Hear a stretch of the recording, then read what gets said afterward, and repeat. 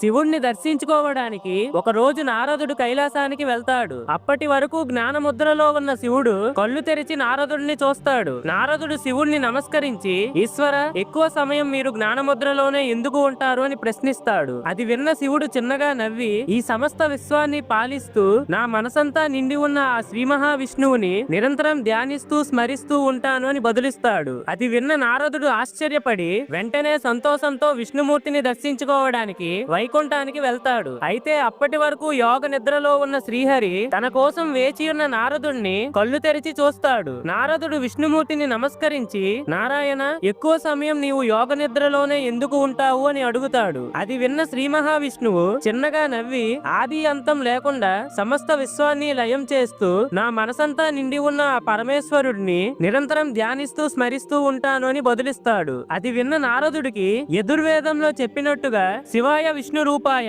శివరూపాయ విష్ణవే అంటే శివుడు శ్రీహరి ఒక్కటే అని స్వయంగా మహేశ్వరులే సమాధానం ఇచ్చారని అర్థమవుతుంది. ఫ్రెండ్స్, ఓం నమః శివాయ వాసుదేవాయ అని కామెంట్ చేయండి.